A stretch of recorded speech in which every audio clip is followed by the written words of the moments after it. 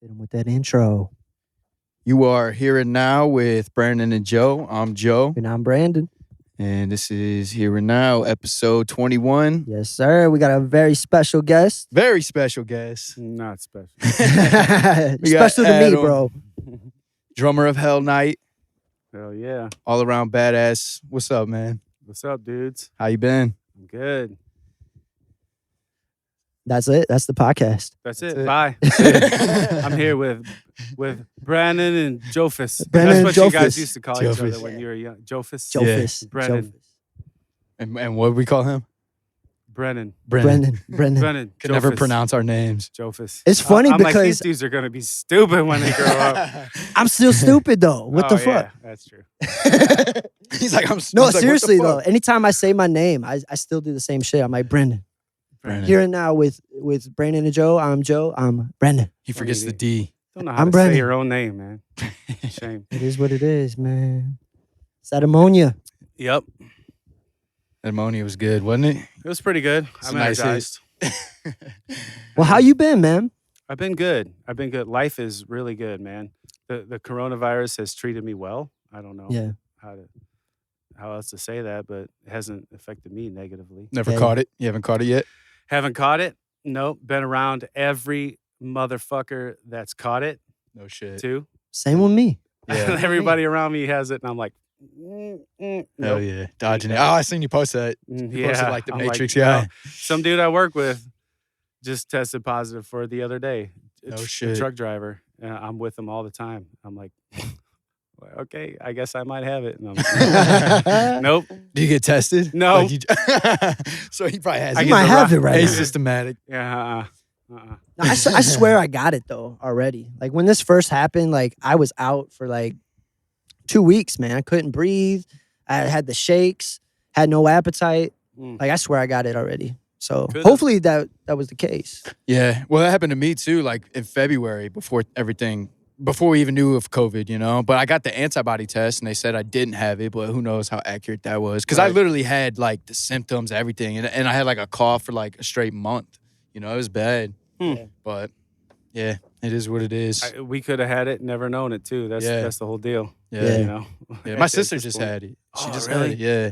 But it Bad? wasn't too bad. No? I mean, she got over it. I mean, she, quarantined for 10 days and was back to normal. Good. She didn't complain once, you Yeah. know? Like, it wasn't, Wonderful. But it affects everybody differently, so, And 2 weeks off of work, probably. Yeah, too. yeah. That's what I was looking forward to. I'm like, let me catch this. Yeah. Did you get off work at all? No. No. You guys didn't close man. down or we, nothing? We were busier because of it, because people weren't spending money on vacations and all this other bullshit. So they were improving their houses. Yeah. So they were buying landscaping blocks. And so we were busier than ever, man. No shit. I made the most money. I made 50% more this year than I did last year. Wow. That's how Yeah. coronavirus Wow. affected me. Yeah, I mean, it was fantastic for me. So See, I figured that's how this came about. yeah, this whole mural and all the outdoor improvements I've had was because of it, because can't really drum with a band. So I kind of, the artist in me has to come out somewhere. So I got to create. I can't sit still.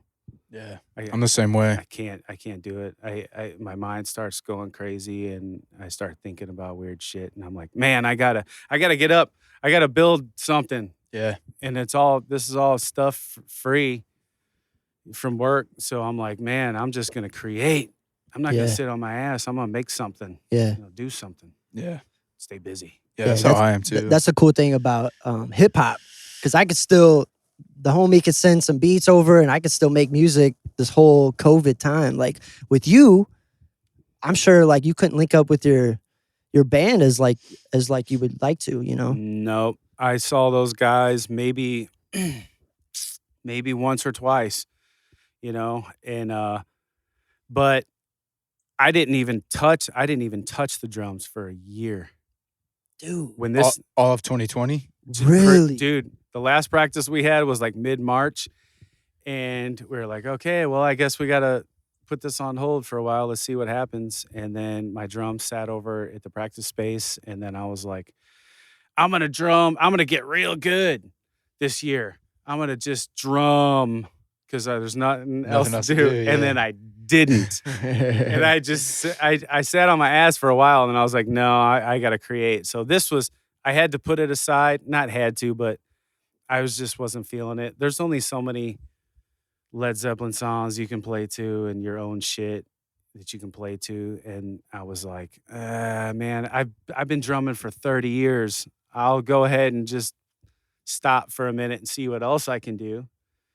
And that's what I did, so I keep busy with this house and updating everything. And I figured, oh, man, I'll get back to it. I'm still good, I think.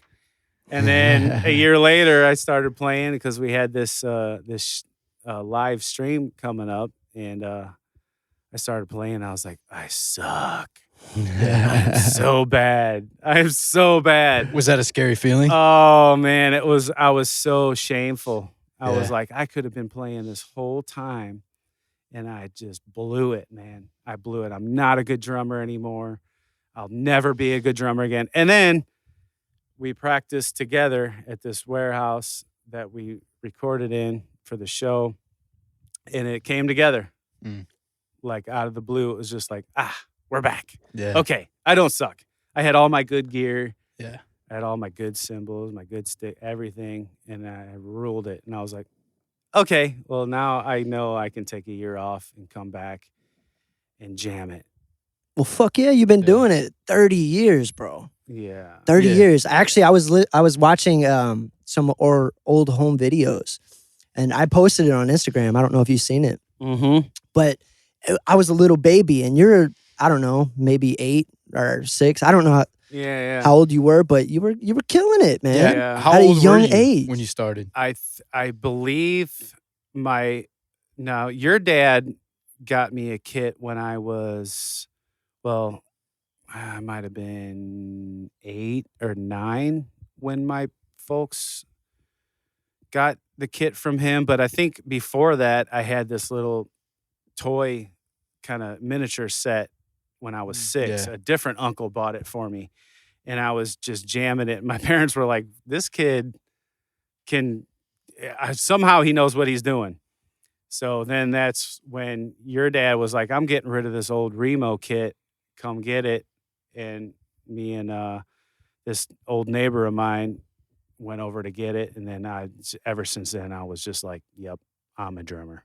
Hell yeah. So it was like Okay. natural, man. Like came to you naturally. It just came out of me. I don't know how, but my grandmother, my dad's mom, was a pianist. So she could play piano pretty good until she got arthritis later in life. And I mean, she could play. I never really got to see her play because she was quite a bit older at that point. But so maybe I got it from that. But your dad drums still too. And the Kevin side's got a lot of talent in him. So there it was. It was just a recipe for drumming success, I guess. Yeah, we got a lot of like musically inclined relatives or like in our family, like uncles that play guitar, dad plays drums, you play drums. Yep. You said your grandma played piano. It's kind of like in our blood, Yep, it's there, man. Yeah, that's kind of what made me get into hip hop, is because of watching my dad perform. I just grew up listening to like Outkast and Eminem and shit. So I didn't really grow up with like the rock music as much. So I think that's why I drifted in that way. But watching my dad perform, just seeing his energy and seeing him actually come alive on stage was like a feeling like no other.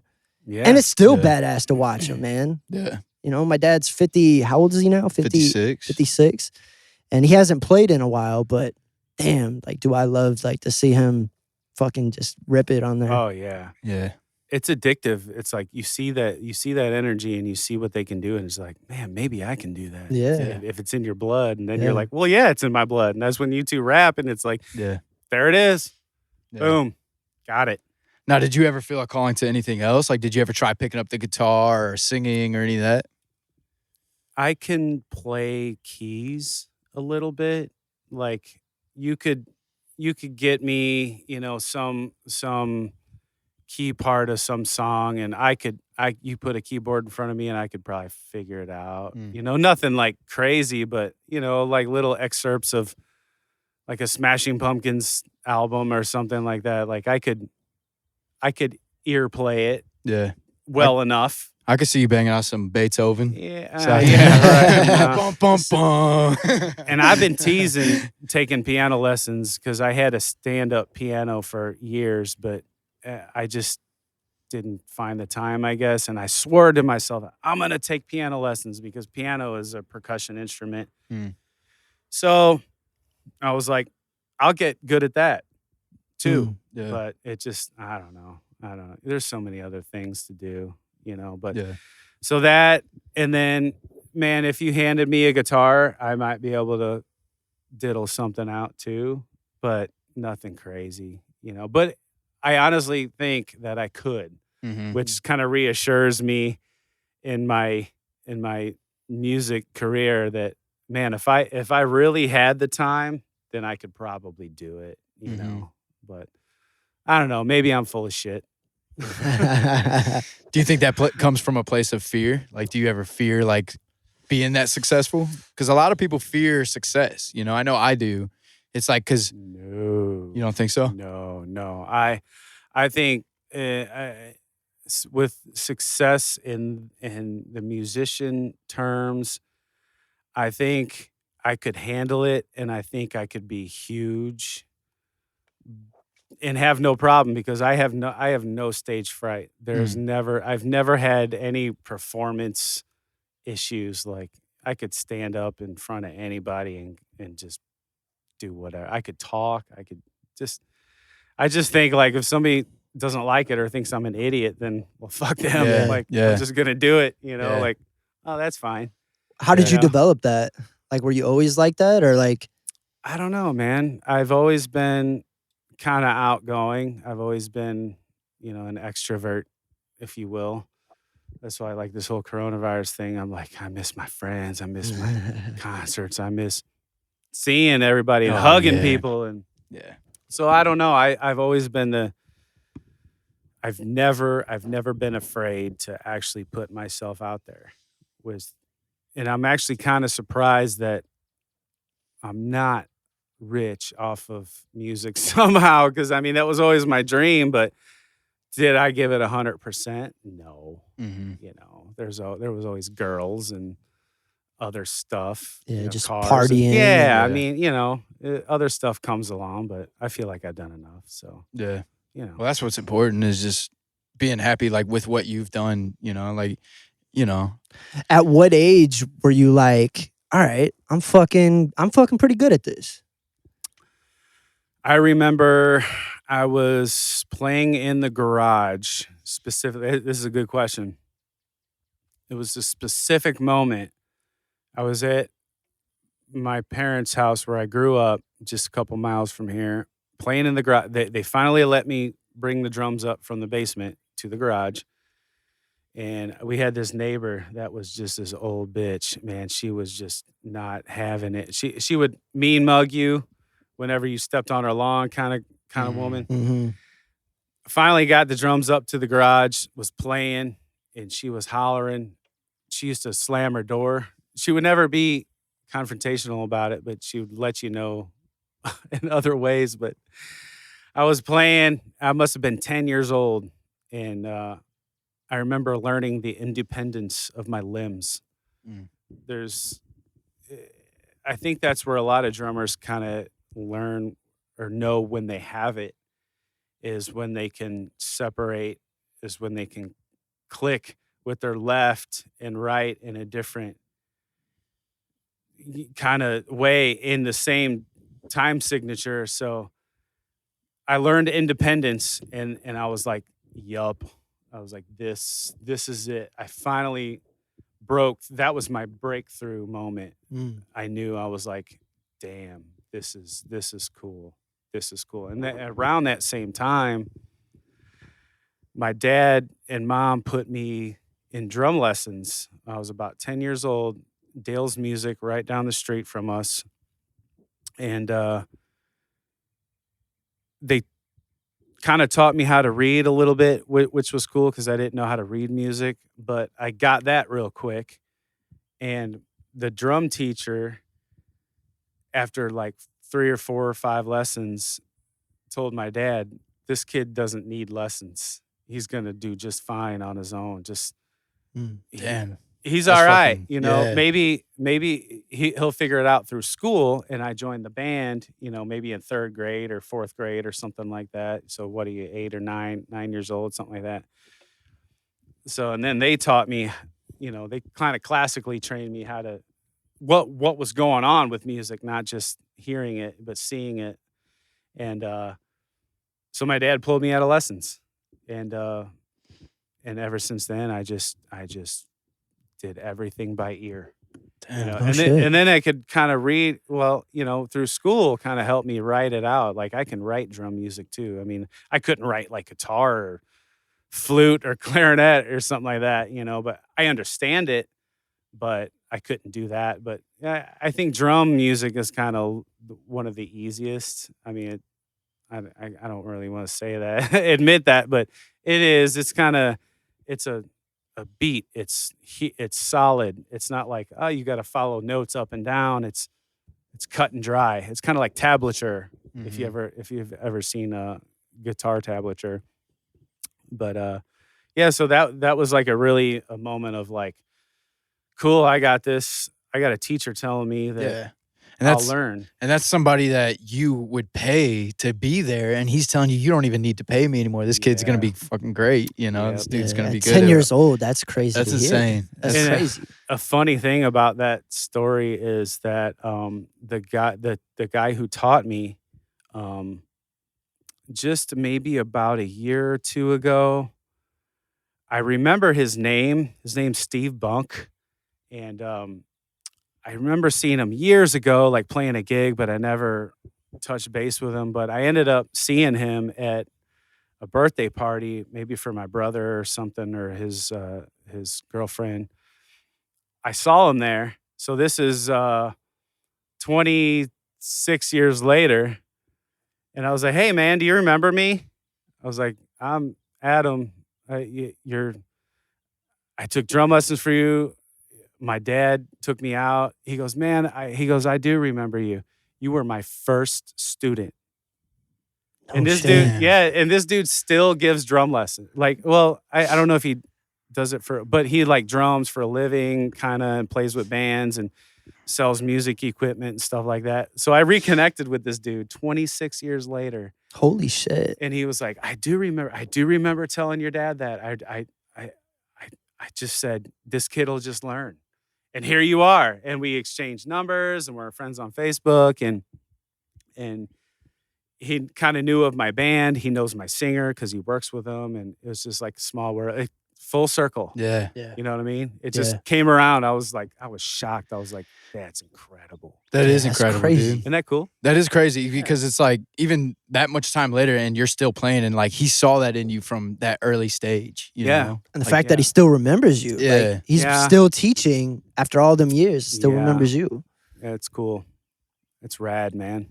He probably So- wanted to hear that you won a Grammy or some shit. I but know. other than that- I couldn't give him that. But I am in a band with a singer who was nominated for a Grammy. So that's kind of that's fucking that's crazy. pretty cool. How I the made f- it. How the fuck does that feel? Yeah. Like, does that put pressure on everyone in the band? No. Or was it just like, No. holy No. shit, this is cool? It's cool. No, it's more cool because like I listened to Brian Fair is who we're talking Mhm. about Mhm. from Shadows Fall and Overcast. I was listening to his band in the early 2000s, mid 2000s. I saw him at Ozfest once, I think, and maybe somewhere else. But I knew this dude, like I knew his band, which was rad, you know. And following somebody like that, and then so the story with him joining the band was like he would come see, I think he came see us once with our old singer because he was friends with, or his wife was friends with the old singer. And he would see us play, and then we lost our singer, and we just asked him to play for us, and he was like, yeah. He's like, I like your guys' stuff. It's cool. So to me, it was like, no way. Like, cool. Like, this dude that I remember and I not idolize. I mean, I don't really idolize many people, but But you were a fan of I it. was a fan. Yeah, I you was a knew of 'em and- hardcore fan, and I bought their stuff, you know, like, and saw them play and knew who this dude was. And then boom, he's in my band. I was like, that was my second validation. Mm. I was like, cool. Yeah. I am good. Yeah, this I dude think- wants to play in Yeah. our band. Talk about full circle. Yeah. Two That's times another around. a full Holy circle, shit, man. yeah. Like, I've had so many full fucking circle things in my life that I'm so blessed and so just lucky and humble that it's just like I try not to be mean or judge or you know what I Yeah. mean? Like, so Mhm. I'm lucky, you know, I'm very lucky. So and everybody else in the band knew who he was too, you know. I mean, we knew this dude and we're all fans of him, you know. So it was quite I was a little fanboyish maybe at first. Sorry, Brian. But we became really good friends, you know, like I've been to his house and we, you know, his kids kind of know me and stuff. So, I mean, that's really cool to hang out with a rock star on his patio, drinking Yeah. beer Is he- alone. You know what I mean? Is he It's- from out here or is he from? No, he's from Boston. Okay. Yeah, he grew up out there and did that whole music scene and with bands like Lamb of God and Damn. We actually Kill Switch Engage. Yeah. Like they're all homies, man. we Like, actually they're- talked about Boston on the last episode, like how there's a lot of like that type of music out there. Like Boston has a big, I feel like Boston has a big music scene like that. I think you know they're what I mean? important. They're very important. You know, he was an Overcast, which was like I don't know too much about them, but I know they were a big hardcore starter. You know, like they were pioneers. Mm. So you know, there's a big following of that out there. Definitely, Yeah. definitely. But he moved here because he met his wife. I guess I don't know, a decade ago or something, and fell in love and kind of she resides here. And then he said, well, the band's not doing, the music industry took a shit on everybody.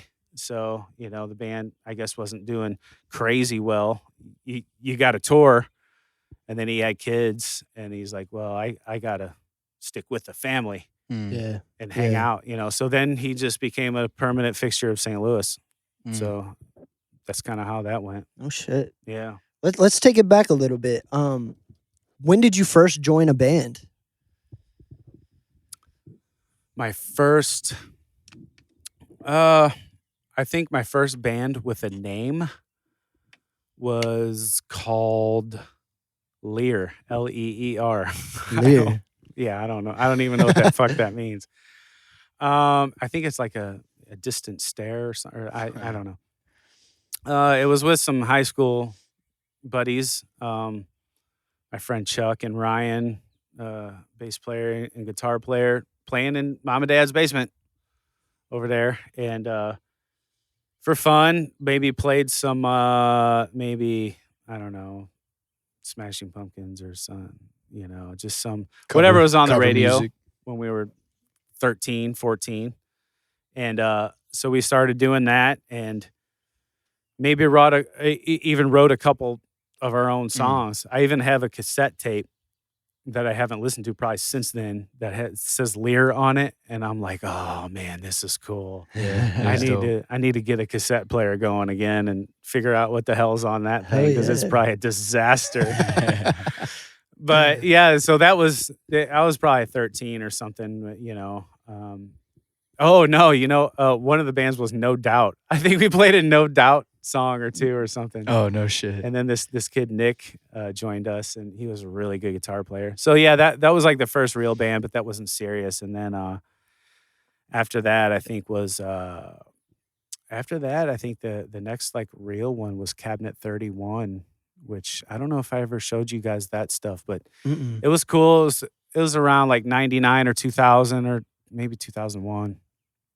But it was kind of like a alternative kind of, we like the Deftones and Incubus and Primus and stuff like that. But again, one dude from high school, bass player Dave J, amazing bass player, awesome dude. And then his cousin played guitar. And then I met this dude at Guitar Center, and we just kind of hooked up at my house again, the parents' house, and ever since it was just like, oh, this is it. We're gonna make it. We're 16, 17 years old. Oh, this is it. This is it. This is the big one. Yeah. Mom and Dad, we're gonna buy him a house. We know We that had this feeling. moment. Yeah, I think that with everything I do. I'm like, all right, Yeah. Mom, this podcast is gonna blow up. I swear. Yep. Start looking at houses now, Mom. Start looking at houses now. Yeah, so that was like that was the big one because we that was when we were starting to play clubs. We would play the Creepy Crawl. I think the Creepy Crawl was our first show. It was like 2001, and they were super cool, letting kids play. You know, whoever wanted to play on a Tuesday night or whatever. You know, $6 show, and so My bad. What is that, bro? hey, I put my phone on silent. Bro, it was Instagram. Oh, For yeah. some reason, Instagram popped up. Yeah, least- social at least media. it wasn't- My bad. At least it wasn't porn or something. Oh, shit. I make sure I exit out all that. All right, continue. But yeah, I don't. That was a big thing for us because we were like, oh my God, we can play out where people can come see us and we can get paid $7 for the one person that we brought in. You know, mom and dad and you know the neighbor or whatever, the girlfriends, and we'd have enough to buy us all Happy Meals, and then we would leave. You know, so that was cool. We thought we were actually going to go somewhere and do something with it because we were actually pretty good. I mean, for that being that young, it was like, man, I think we got this, you know, because at that time there was a band called Silverchair that was they were even younger than us. They were like, well, maybe older than us at the time, but we're like, man, if they can make it, we can make it. You know, like young dudes can do this, but you know, girlfriends and you know, move in and this and that. It just kind of fell apart, but it felt really good. That was the first like, oh yeah, we know what we're doing now. You know, but hey, nothing lasts forever. You know. See, that was a whole different time because you almost needed like a record label at that time. Yeah, it's. I don't know. We really didn't know what we were doing. Like I don't think anybody at that On the age business side. really does. Yeah. You No. know, I think the singer guitar player at the time was the most flashy. He was the cute guy with the dark skin and the hair and the eyes and we thought maybe he had all the charm to get us somewhere. I guess I don't really know what happened, but I was counting on that. You know what I mean? Charm. I was counting. I was like, this dude. He was the ultimate like songwriter. He passed away about I don't know 8 years ago now. He took his own life, which was like the worst day of my life, but because he was such a good friend and such a great talent, it was so sad to see him go. But he was that guy where everybody wanted to be around him, and if anybody could do it, it was that guy. So everybody looked to him to go, what do we do next? You know, because he could kind of maybe get us there. But it just, I don't know. It just never. And this was while you were still in the band with him? Yeah. When that happened? Well, no, when he. When he No, took his life? no. I mean, shit. We're talking. I think we broke up in 2002. I think it was like 2014 when he died. So okay. yeah, no. I mean, we maintained friendship. Yeah. You know, but he was a super talented musician. I mean, he would write like rap songs and reggae stuff, and just he was just a awesome dude. But he had problems in his life, and you know, some people don't make it. Yeah. But we were counting on that, you know, and it just kind of fell apart, and he kind of went to some other band, and we remained friends. But I don't know. It's like that being that age, you don't know how to, unless somebody's like a scout sees you or somebody goes, oh, these guys, I'm gonna make sure they know what they're doing, you know, and that's just luck. The music business is luck, I guess. I mean, I don't know. I should have been somewhere, by now. God damn it. You know, I mean, it ain't all talent. That's for damn sure. No, it's almost definitely more marketing. sadly, it's almost more about numbers. It's not even about talent anymore. Dude, that's like everything nowadays. It's like everything's a popularity contest, you know? Yeah. That's a scary thing because there's really talented people out there that are getting overlooked just because they can't produce the numbers. Totally, man. We played with a lot of bands over the years that were like, these dudes are way better than us, or like, how are they not signed, or, you know, in Europe or something, you know what I mean? So it is what it is, man. You can dream all you want, but you know, unless and none of us put 150% into it either. You know, we're all just kids, and we're all I was still in high school, and a couple of them were out or whatever, but you know, jobs and family, it's like you got to have 4 motherfuckers that want to sleep in a van together. Yeah. When you're 18. Yeah. And that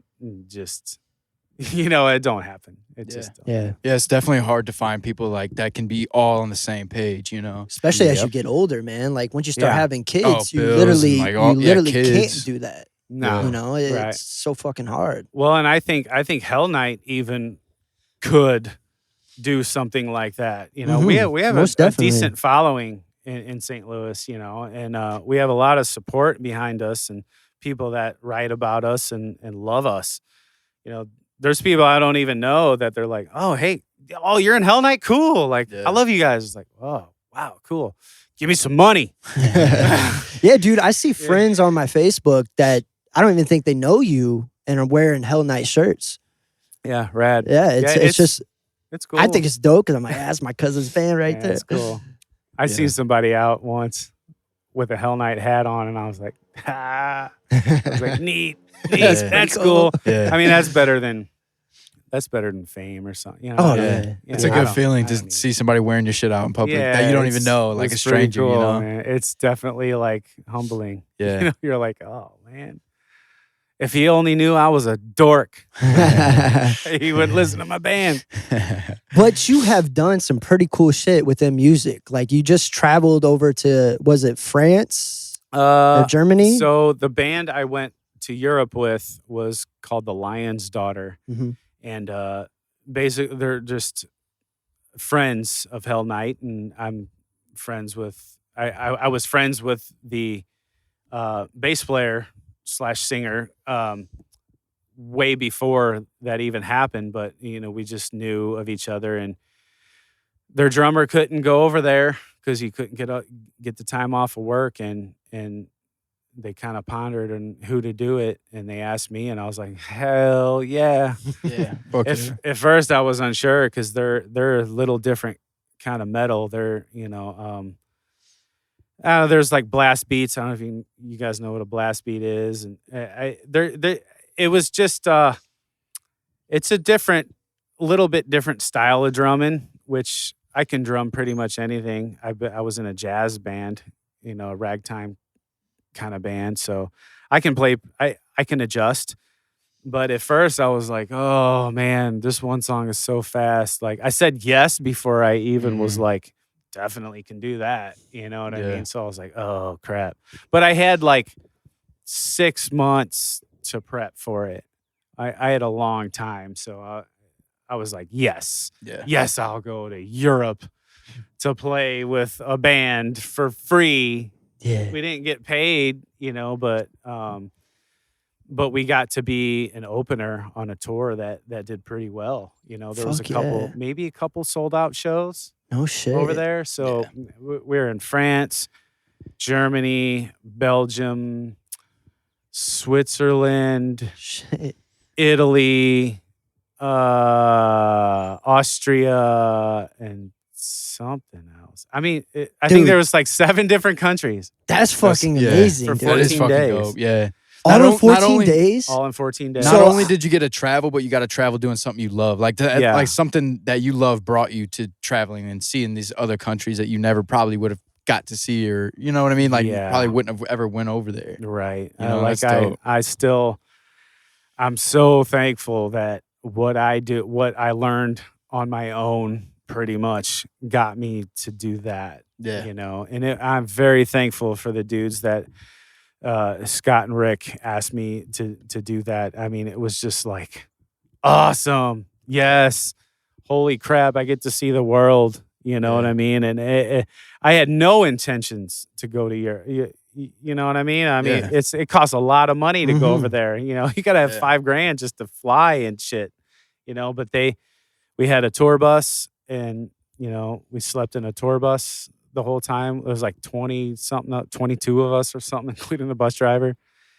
And it was madness, dude. It was a toilet overflowing and eating whatever you can and dealing with a bus breakdown one day. And it was just nuts. So how was that? Was it like show after show every night? Or did you get days in between? No, there was a show every night except for one night. The Lion's Daughter and another band we were playing with, Truth Corroded, didn't play. I think that was in the Netherlands or something, maybe. I forget, but there was one night where it was like a bigger show or something, bigger place, and I think they had a couple other bands on it or something. So we had a day off.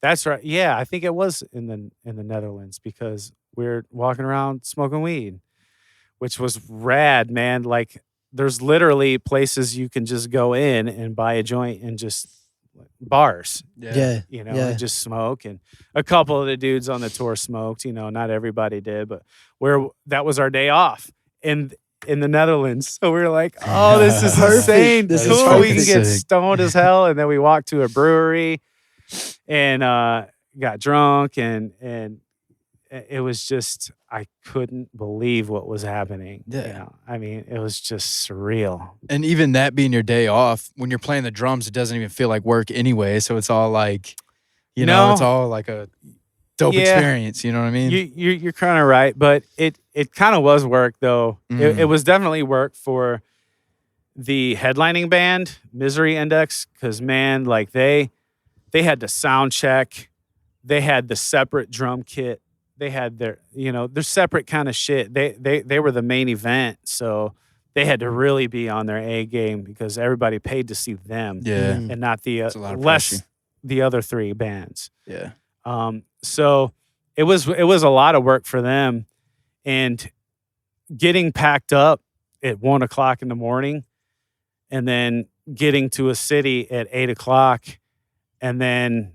Or sometimes we wouldn't even get there until like 2 in the afternoon, and then we had to load equipment in and do it all over again. So it's almost like it almost kind of was work. Yeah. You didn't really get to take it all in because you're like constantly on the move. Yeah, I wish we would have had more time in each city. And like I said, one day there was like a bus breakdown, and just certain stuff happened to where it's like, oh, we were in Paris, and I was like, man, can I see the fucking Eiffel Tower? I was like, oh man, I'm here for nothing. Like I'm on a, and we played, I think, first or something that day. So I was like, maybe there's time. One dude went and like did in their version of Uber and did it, but I don't think it was feasible. So I was like, maybe I'll just walk around. And, yeah, I know. But see, so people that like don't tour think it's like how glamorous it is and like all that. Like, man, I can't wait to travel and all that. But then you got to realize it's like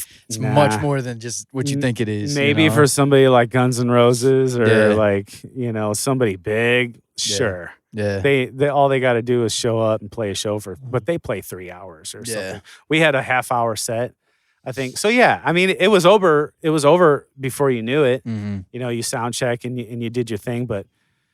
Maybe that was the only time I did kind of get nervous because, one, it wasn't my own material, so I had to remember what the fuck to play, and I had to play with these in-ear monitors, which was a bummer. I've never done that because I had to play with this drum machine because they have kind of like not maybe some samples or a drum machine playing along with it.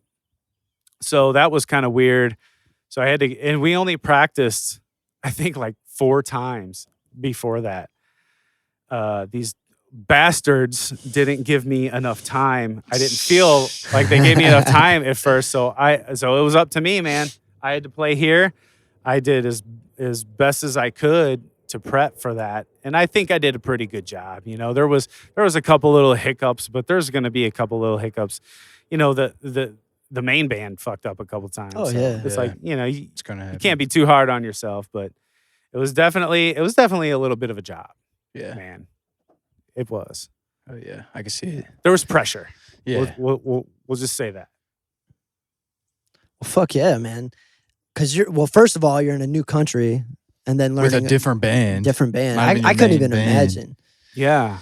So, do you have a show experience that like went so fucking wrong, or like you got too drunk, or like any fuck ups like that?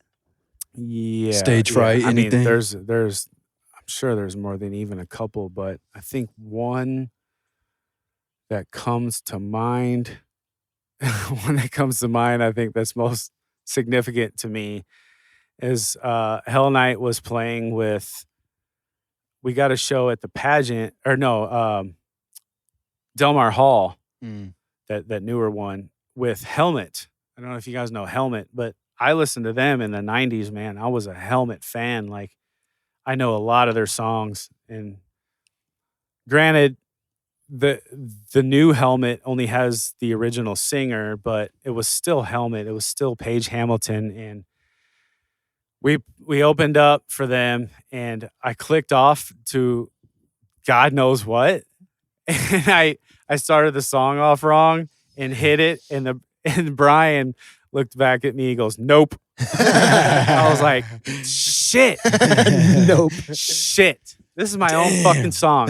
I helped write this song, and I fucked it up. I don't know if I was nervous or just not thinking, but I don't know. My snare drum, I don't think ended up making it. I left it on the driveway, Shit. and it came late. So I was like, fuck it, I'll use this other dude's. And yeah, but that was kind of embarrassing because it was with a band I loved growing up. Yeah. And we went on right before them. So it was like, you stupid asshole. Yeah. Like, you fuck. You did. Now Helmet fans thinks Hell Night is stupid.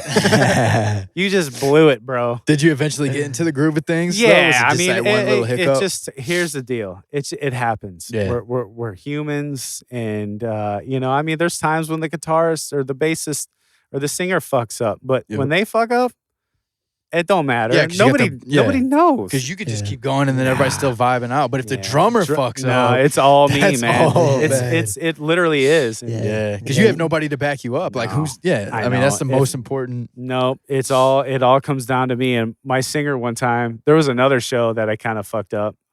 But it wasn't my song. It was like it was the shit recorded before I was in the band, and the singer, Andy, the guitar player, after the show was like, he's like, you need to learn this shit because you're the backbone. I was like, motherfucker, these aren't my songs. Like, it's hard when you're focused on something that you didn't write, and I didn't even like these drum parts, man. I was like, these are trash. Like, so maybe I was trying to change them up or whatever, but I got caught up in thinking some song was some other song. And I felt really bad about it, you know, because it's my responsibility. It's the drummer's responsibility Yep. to be the best one, Mhm. to be the most accurate. Because if Mhm. you're not, boy, let me tell you, it's Yeah. embarrassing. Everyone can hear it. And not, you know, and most of the time people don't know. I mess Oh, up yeah. almost every time I play a show, but nobody knows. I mean, if you click off a song and you start the wrong song, then they know. But I've seen professional bands do it. I saw 9 Inch Nails do that. Mhm. You know what I mean? So, we're human. Oh yeah. Oh, yeah. That's just all there is to it.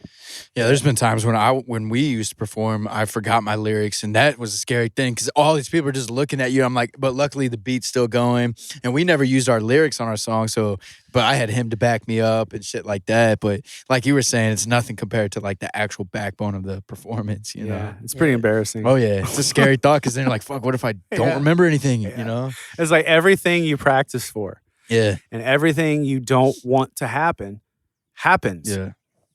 And then you freeze. Mm-hmm. And then you look around and people are like, they look at you like, you gonna do something? Like, shit, I don't know what I'm gonna do. Yeah. What am I supposed to do? It's the nightmare. It's the nightmare that comes true. Yeah. Now, really as a is. drummer, if there is something you forget, is there like a go-to that you could go like that you could start playing? No. No, because No. it's still the song Especially is the song. Well, your shit's so heavy, man. Like, Yeah. I don't think you can just like No. throw some Like, random shit in it. within a song, yeah. Like if I mess something up and I'm like halfway through or something, I can or drop a stick. Because I mean, I'll drop a stick and then grab another one and maybe miss a beat. But even people think that's cool because they're like, damn, that was some kung fu shit, you know? Yeah. So, but if you start a song off, there's no fixing. You can't just go. The guitar player has to look at you and go, hey, idiot. Yeah. No, it's the one that goes da-na-na. You know what I mean? Yeah. They're looking at you mouthing shit, and you're like, oh, sorry, crowd of hundreds. I'm an idiot. I'm high. I always blame it on weed or something. Yeah, our first show, man, we got so drunk. Like, I first came out, my nose started bleeding. This dude in the crowd looked at me and he was like, fuck yeah. Afterwards, he thought I was doing a line of coke before I got on stage. So he thought it was like some heavy metal shit. Yeah. But man, we dropped our mics. Yeah. I think we dropped it twice, you know, in one show. But the majority of the show was still good because we recorded the whole thing. And luckily, like, or unluckily, I wish I could see it, but the cameraman didn't get all the fuck ups. Like, for whatever reason, he didn't get his nose bleeding. He got the mic I wish drop, he did, though. I know. I would love to have seen that. But yeah, we've had our share. And matter of fact, the show that you came to, I threw water on the crowd and it got all over the monitors. And then the owner came up to me and is like, man, you can't be fucking doing that. Like, you're going to fuck up our whole thing. Yeah. But I would do that at every damn show. Yeah, they don't do that in like rock shows and shit. I don't think. Do they? Like, they don't. I never see anybody throwing water on the crowd or nothing like that.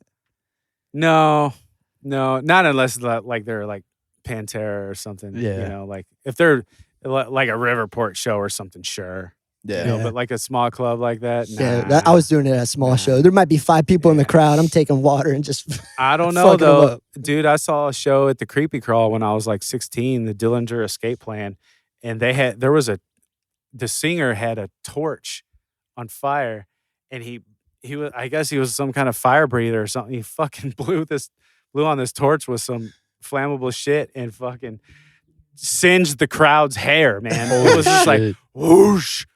And I was like, this is coolest. This is the coolest shit I've ever seen in my life. So I mean, there's some stuff like that happens in some band. You know, some singers like swing from the rafters and stuff like that, and you can grab their feet and you know. So it depends who you are, but usually those are the badasses, the rock stars. You know what I mean? Shit, if we did that, somebody would be like, just throw water on me, man. Like, why'd you do that? That was stupid. That's what I'm saying, though. I think I pissed people off more than like. Yeah, no, don't do that. It wasn't our show. It was like we were opening up for somebody. Nah, don't do that. Yeah. I learned my lesson. But throw joints out or something. Then people are like, oh yeah, cool.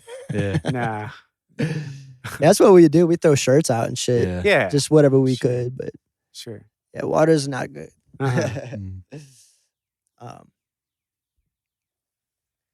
So, who did you look up to as a drummer growing up?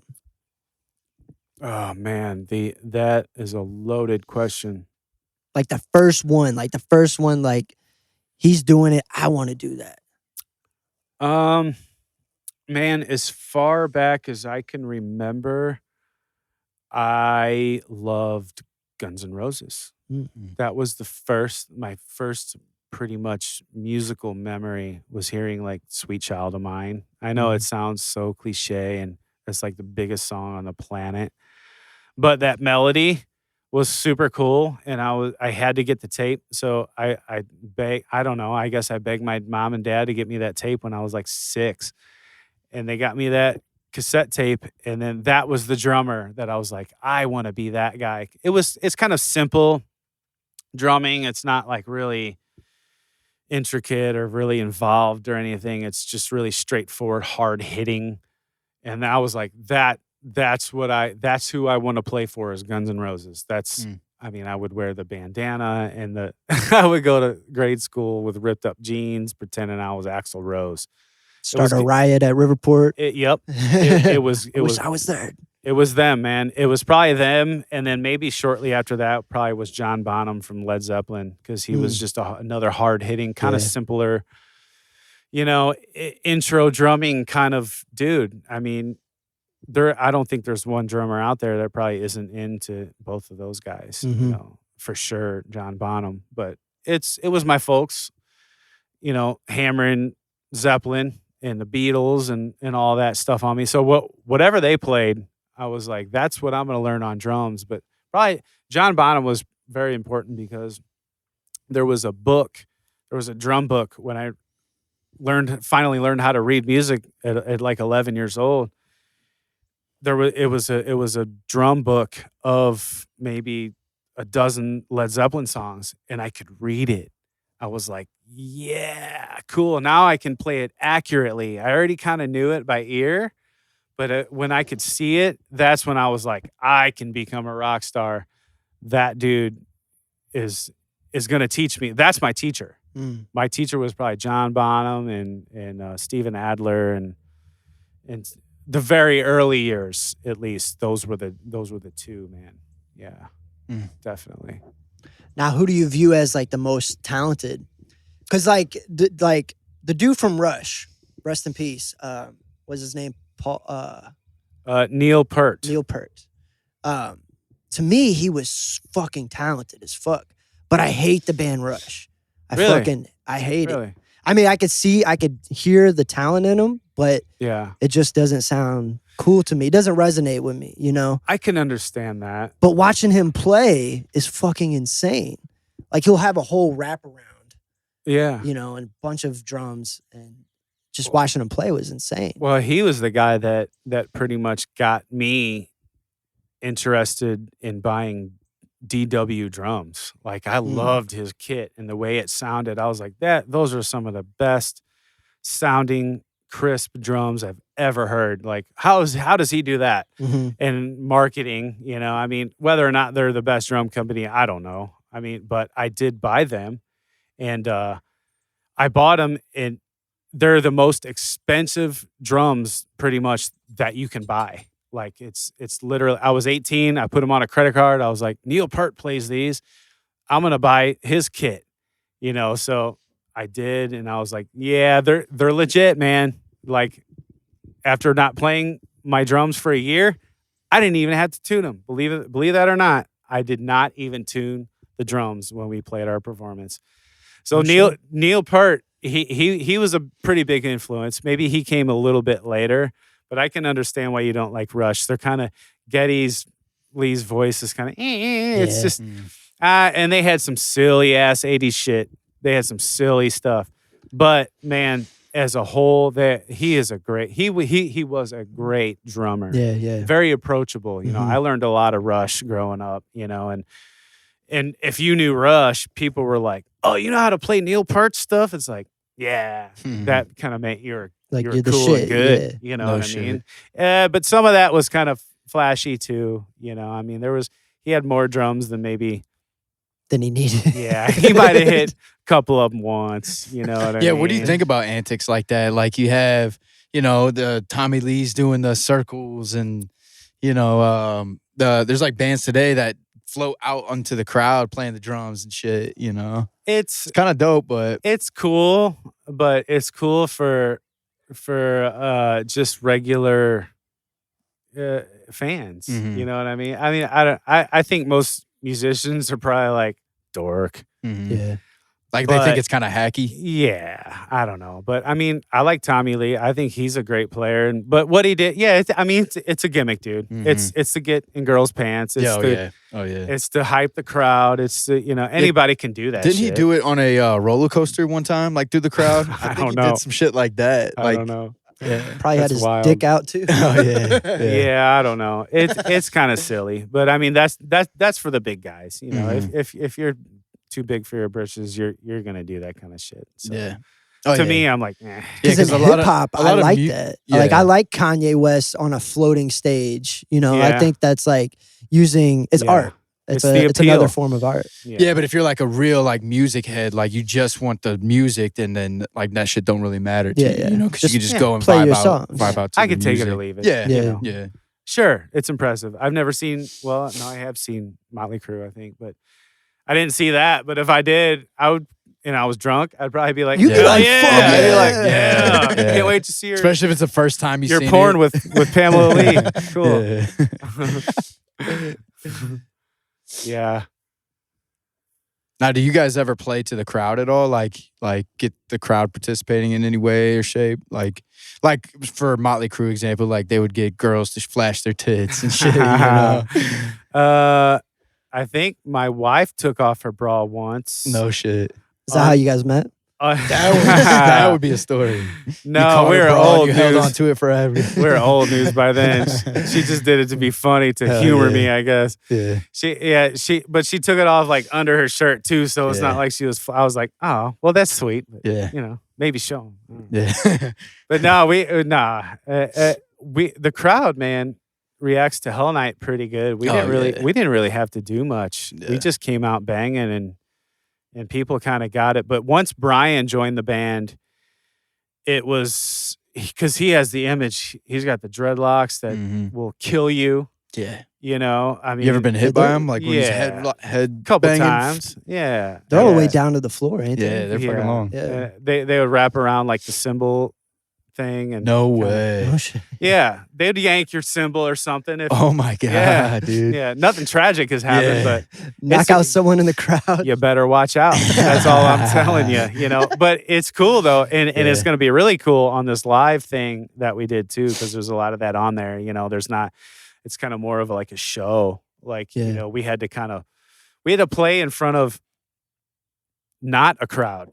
We had to play in front of 5 people. A couple had cameras and a couple were listening, you know, and adjusting levels. So it was weird, but yeah, as far as the stage antics, like Brian pretty much gets us on that. Oh, you know, he's a front man. He's been doing this for 25 years or longer, probably 30 years or something. The dude's been doing this. So he knows how to handle a crowd. He knows how to get them going. And, you know, and the music speaks for itself though, too. You know, it's just once it goes, I honestly think you could stand there and people would beat the shit out of each other to it. So that's what we want. The mosh pit that when we went to your show at, what was it, the Ready Room? That was like one of the best mosh pits I've ever been in, you know? Well, it was so fun. Dope because it was all Kevins. Yeah. It was like, I see your brothers were in it. Might have punched Lee in the face. I don't know. Yeah. He was there, Lee. Dude, the whole family was there, wasn't it? Yeah, your brother was going so hard, dude. He goes so hard in those mosh pits. Ian he is #1 Hell Night fan, man. Yeah. One of them anyway. He loves it, man. He just goes ape shit, and I hate when he misses a show because he's usually the one that gets it going. It's like, hey, look what we're gonna do. Start it. He starts like the little pushing, and then we're like, all right, here we go. We're gonna get fucked up. Somebody's gonna die.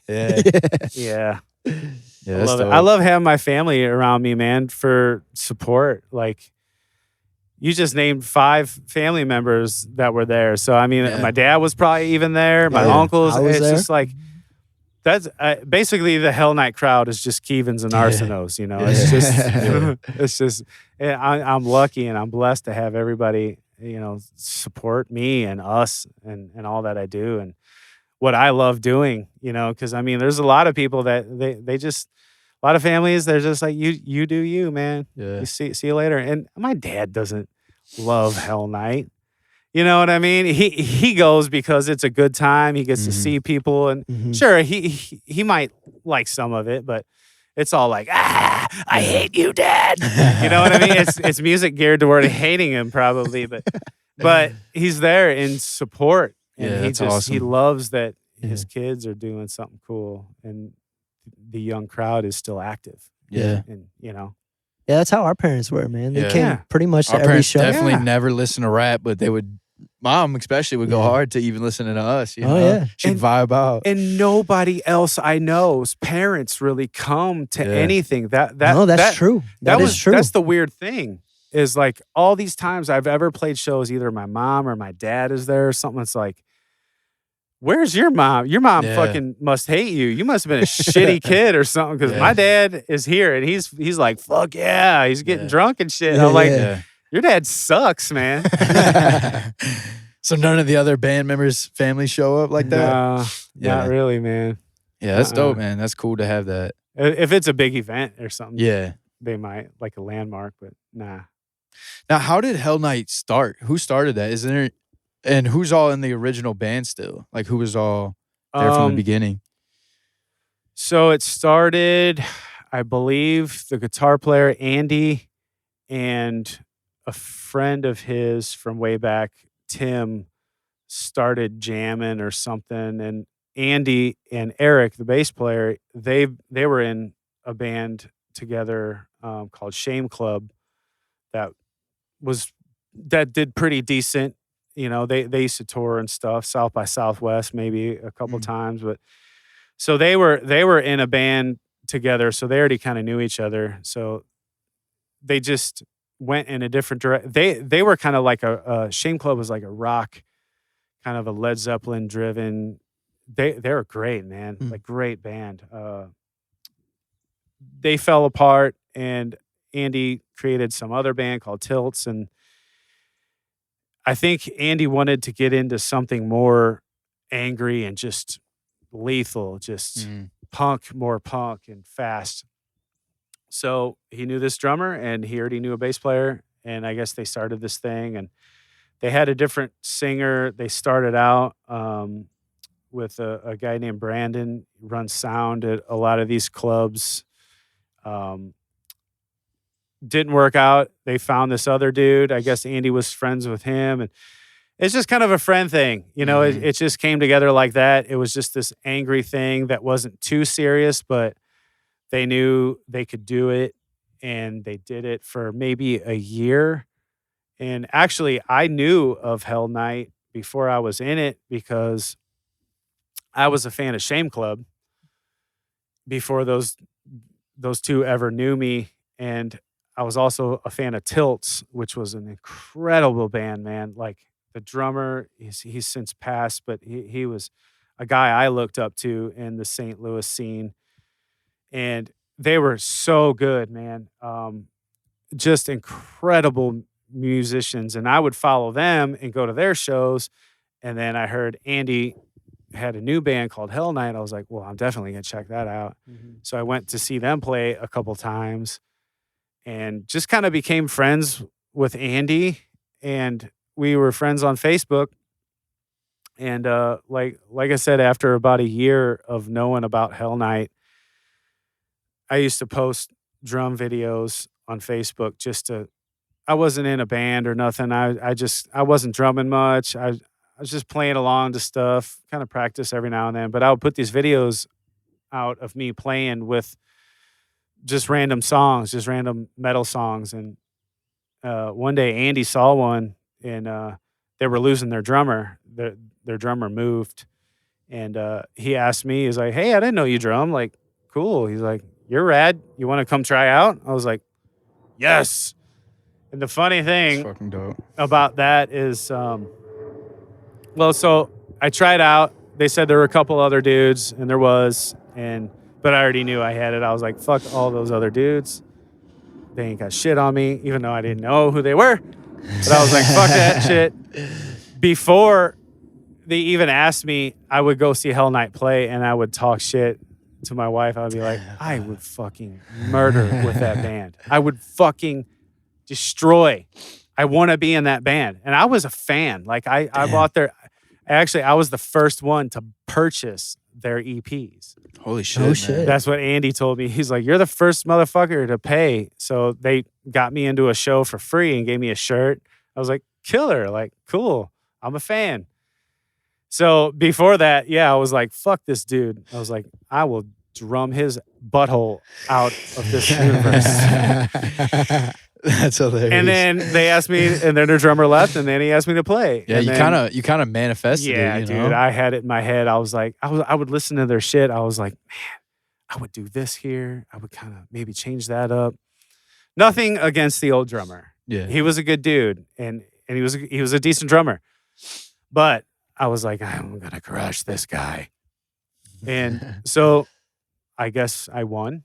Yeah. And they asked me back again and again. And then that's the story on that, man. That's awesome, then dude. I just got in there. We rewrote 2 songs within like a month and fucking recorded them and put it on a cassette tape. And it was from there on. I was like, this is my band. Sweet. Yeah. Okay. I knew talking shit would fucking pay off someday. It's so awesome. That's the cool thing about life, man, is you never know what's gonna happen. And like the fact that you would go to the Hell Night shows and like at those times you probably never thought you'd be in the band, Nah. Or you might have had it like a seed planted in your head that you wanted to be, but you never knew for sure. And then I'll cut to now and like you're in the band and like you're you're that guy. Established in it. Yeah. Didn't have a clue, man. Same with having It was a wish. Brian as your singer, like you never ever back when you would go to shows thought that, Never. like what are the odds? No. It just shows you like how Never. like small the world really is, like shit like that so can happen. Small, and you can't take anything for granted, man. You can't. You really. I don't know. I'm so. I often say blessed. I don't know if that's the right word for it, but it's. Dude, like I'm lucky, I guess, that I have so many friends and so much cool shit happening around me. I'm trying to watch my steps everywhere I go because I don't want to step in some giant fucking puddle, man. You know what I mean? That's the ultimate thing I'm afraid of is messing something up. So I'm trying to mind my P's and Q's, and be a good dude. Yeah. Try not to butt heads too much. Yeah, I'm not that guy. I got a couple enemies, but fuck them. That's their fault, man. I'm not that guy, but they fuck these they guys. come here right now. Yeah, no. What are we doing time? That's their problem, man. Yeah. Does that happen a lot? Butting heads in a band? I could imagine. You got 5, 6 dudes. No, not really. Not really.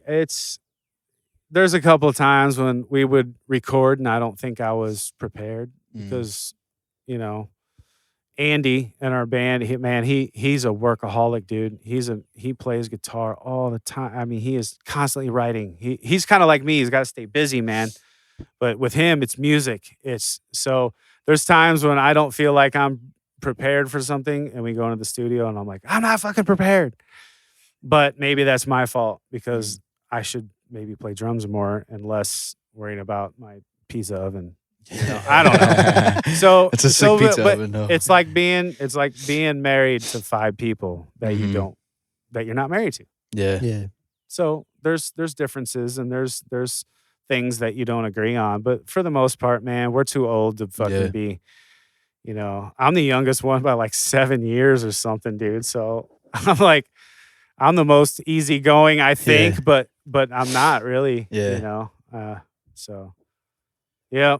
Yeah, well, that's good. Now, what's your plans on with Hell Night throughout this 2021 year? Well, there's some talks of some more stuff happening, maybe a show or something in the future, not in the near future, but in the distant future.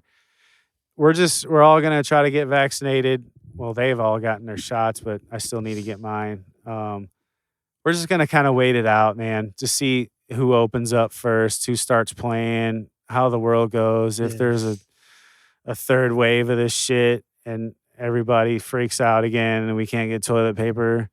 So we're just going to kind of feel it out. And once that happens, we'll get back into practicing and stuff once we're all vaccinated and everything's normal. Yeah. It's hard to mosh pit from 6 feet away. Can't do it. Yeah.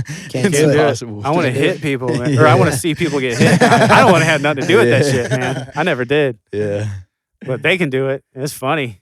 I love when people break bones and bleed, man. That's great. Especially if it's the account of me. Yeah. Do you ever initiate it? Be like, all right, everybody, fuck each other up. I'll point to people drumming. There'll be a break or I'll click something. I'll come on. You. Come on, you. Fucking do it. You know what I mean? All I got to do is look at Ian. Yeah. And I got to go, like that. Just give him a wink. And dude, he's just he's on it. Okay. Yeah. My big brother tells me what to do. Hell yeah. You guys ever do the wall of death?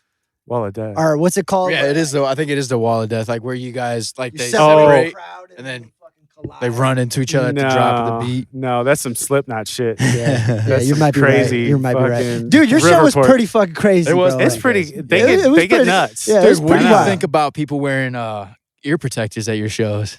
Is that not Probably smart. They Probably should do smart. It. Yeah. They should do it. I It didn't at your show, and I was deaf the whole next day. I was like, dude, that I shit can't was hear ringing. shit. Yeah. Man, there was a time where we played a show at Foo Bar, and it was one of the nights I fucked up a song because, dude, literally an earplug I think fell out and I couldn't hear.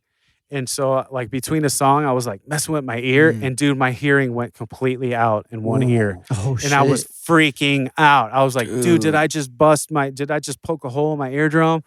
I was like, no, this is it. And I was like halfway through the set. And luckily my hearing came back, but dude, it there was earwax wedged in there. So I had to get that out. And dude, my hearing was fucked for like 4 days. And ever since then, I was like, I gotta start doing something. Yeah. It's not as cool because you can't hear everything. And it's like, I don't know, it's like deadening it's bullshit. Have you But ever have to heard? do it. Have you ever heard of the movie The Sound of Metal? I've seen it on Amazon, and Dude, it's I need to watch such a it. good movie. You Yeah. gotta watch. I watched Yeah. it. It's fucking good, man. And it's about that. It's about the guy Yeah. losing his hearing. Yeah. And yeah, man, you just gotta watch it. I don't want any spoilers, but it's I- fucking good. That Definitely is check my it out. Worst night. I've already lost 30% of my hearing in one ear. Like I went to the doctor, I don't know, 5 years back, and they were like, "Do you wear earplugs?" I'm like, "No." They're like, "Oh, do it." I'm like, "Okay." I mean, it was literally like it's the dumbest conversation that you can ever have with anybody. Like, why is your hearing bad? Well, because I go to rock concerts. Well, you're stupid. Yeah. Like it's dumb. Wear it, and whether or not you think you're cool, or it makes you uncool, just do it. Just do it.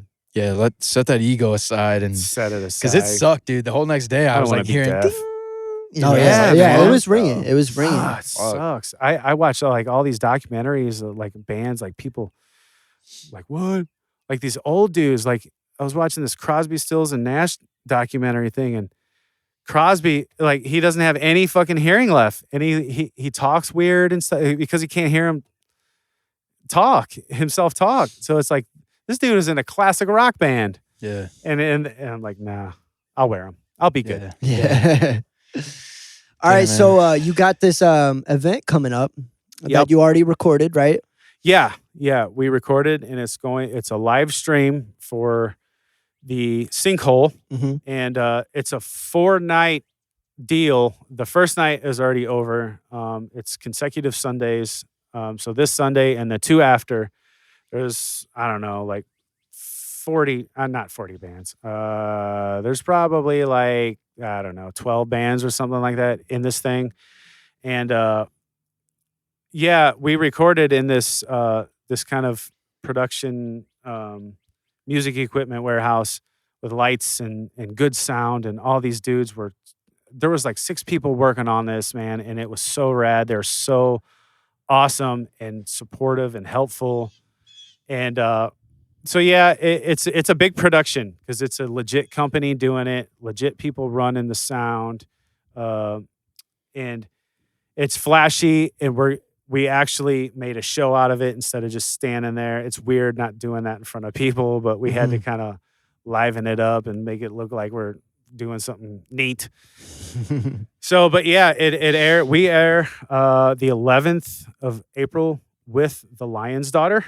Mm. And so, yeah, they go on after us. They are promoting their new album as well. So I was a fan even before I played with them in Europe as well, but their new stuff is insanely cool that they put out so far. So I'm excited to hear that and watch that. So we're going to do, I think we might even do like a live stream from this house, maybe have like a dozen people over or something, Hell maybe yeah. set up a projector or something. So I'll have Dude, to that'd let be you guys super know. cool. Yeah, That'd be super cool. But Hell it's yeah. April 11th at 1 p.m. It's a Sunday at 1. How do people So- access right that? after church. Yeah, fucking you'll have to watch Hell slam Night. some fucking liquor as soon as you get off of church, and then watch us and die. Praise Jesus and then watch Hell Night. That's right. Gotta have That's right. balance. We're Life's all Christian about friendly, balance. man. Yeah. Fuck yeah. I like to see that though, because during COVID, it's interesting to see how artists get creative, adapt with how they perform and possibly make money too. Yeah, it was weird. Unfortunately, none of us did anything performing or musically at all. We all had our other stuff going on, but now we're back and we're better than ever. Yeah. I don't know about that, but it's almost like we didn't skip a beat though, man. It was really surprising. I was really going, oh, this is gonna be a nightmare. But we killed it, man. We're experienced, seasoned musicians. So, and it shows. Hopefully it shows on the video. Yeah. Oh yeah. And where can people watch that? It's liveentnow.com. I believe that's it. liveentnow.com. Cool. Yep. And then there's links everywhere. If you want to buy packages, you can buy like the rest of the concerts in some shirts, or just us in some shirts and a Blu-ray. There's all kinds of confusing ways to do it. So just check it out. Oh yeah. Definitely check that out. Music, definitely check that out. And you'll hear from us, I'm sure, within the next 6 months, once everybody keeps wearing masks and behaves themselves. Yeah, getting vaccinated. Get your vaccines. I want to play a show again. All right, cool. Well, what's your Instagram or anything? You want to shout all that out? You just type my confusing name in, Adam Arseneau, Arseneau. I couldn't come up with anything clever. I'm just Adam Arseneau. I've been that my whole life. That's a good name. I don't know. It's strong. It flows. Strong French name. Yeah. I tried to find my family in France. I couldn't do it. That's why you went out there, really. That's it, man. I walked for hours. All I found was some croissants and a bunch of weird desserts, and they were very good. I shit my pants that night, too. Oh, yeah. Fuck yeah. I probably shouldn't admit that on the air, but I've been there, bro. I've been there. Cool. It was on the Pizza Hut, because we had Pizza Hut that night. In France? We had Pizza Hut? Yeah, it was weird. I was like, really? Damn. Yeah, you got to get some authentic fucking food out there. No time. Crepes. Crepes and shit, man. All right, cool. Well, that's it. That's episode 21 Yes, with fucking Adam. And low Thanks, key, guys. no one even knows. I had a lot of fun, man. Oh, yeah. Yeah, this is always great. Yeah, and the Dope. storm's about to come in, so we better shut it down. Hearing the thunder. Cool. Like and subscribe. Thank you, brother. Let's go. All right, bye.